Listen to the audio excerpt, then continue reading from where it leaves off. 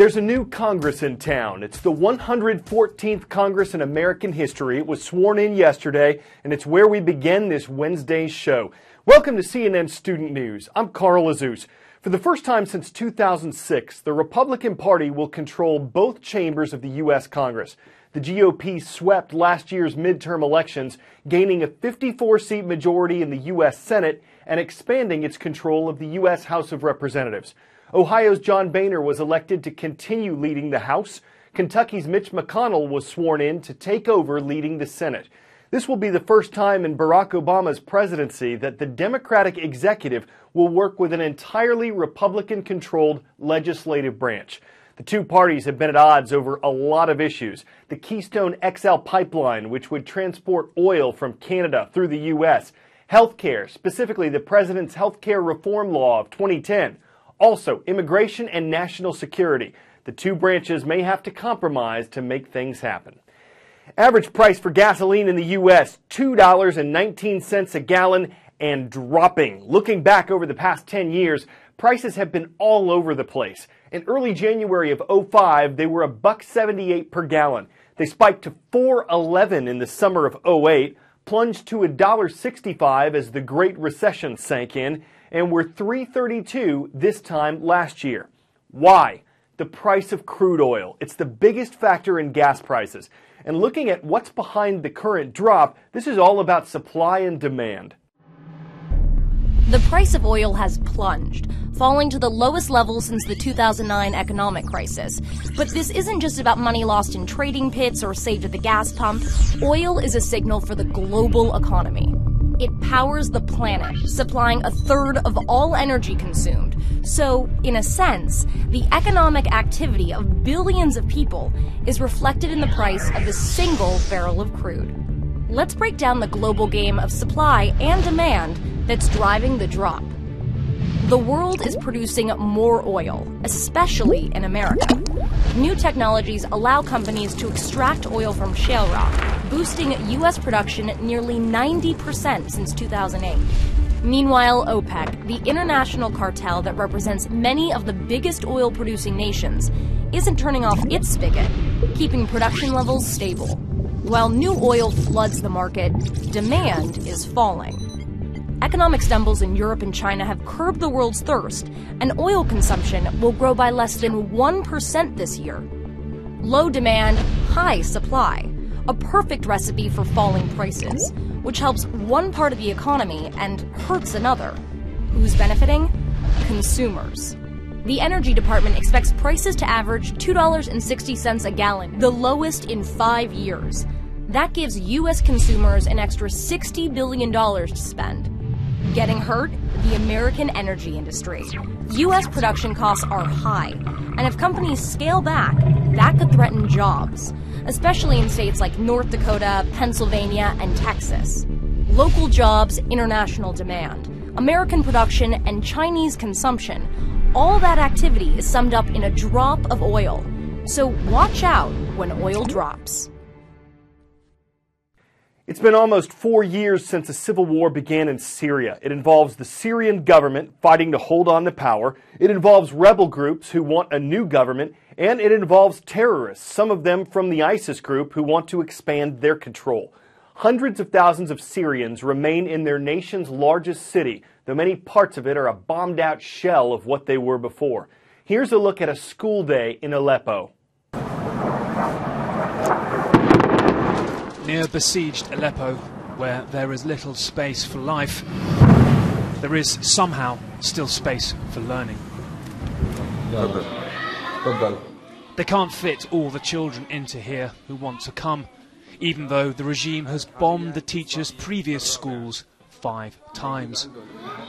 This is held in secret in a house.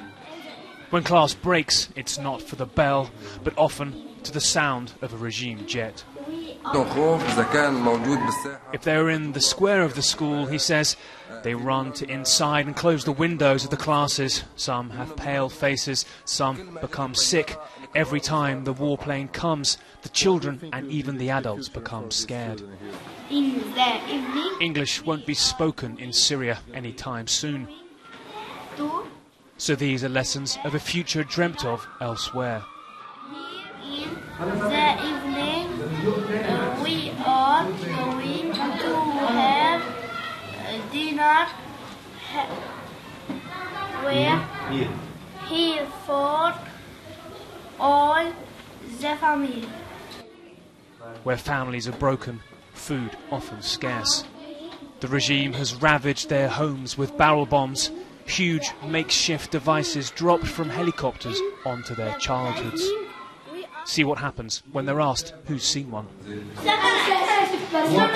Refusing to leave Syria or give up hope for a distant future that may not be unutterably bleak.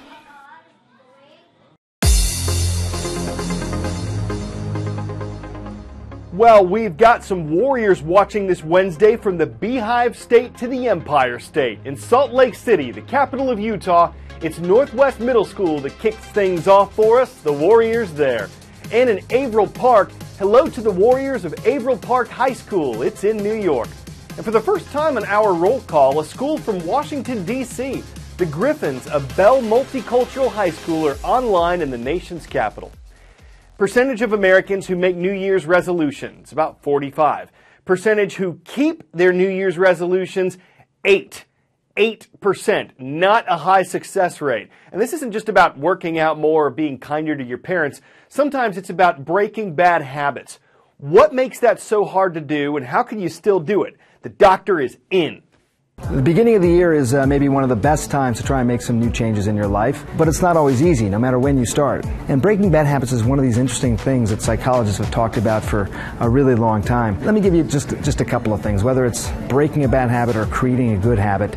In the beginning, it's always sort of easy. It's the honeymoon phase. I can do this. I don't have to have ice cream every night. The problem is when you get to the first obstacle. What you've got to do at that point is what's called a fight through. If you fight through this 2 or 3 times, you've now gone from the honeymoon phase into the second phase of creating good habits and breaking bad habits. But even after the fight throughs, after you get through this a few times, you finally got to get to the phase where it becomes secondary nature. It can take weeks, it can take days, it depends who you are.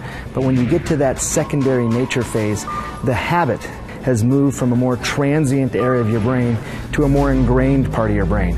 It just becomes part of who you are. There's another thing that you learned that was really interesting about habits and your environment. If you can disrupt your environment just a little bit, where this habit is either taking place or not taking place, you're going to be more likely to create what you're trying to create. So what does this mean for you? Maybe it's ice cream, again, that you eat every single night. Well, try and disrupt your environment just a little bit tonight. If you're going to eat that ice cream, maybe eat it while standing up, or maybe eat it with your left hand instead of your right hand. Sometimes it means letting go of people who are empowering those bad habits. Sometimes it means avoiding places where those bad habits occur. Think about a smoker who walks by a smoking lounge every day. Maybe take a different way to work. The point is disrupt the environment just a little bit, and you're more likely to break those bad habits.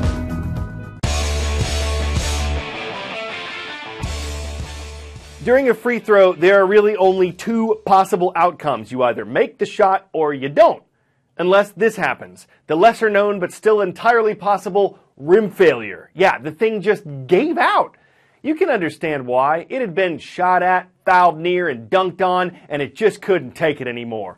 Getting it replaced delayed the game by 45 minutes. Fortunately, the new one somehow managed to stay on the backboard.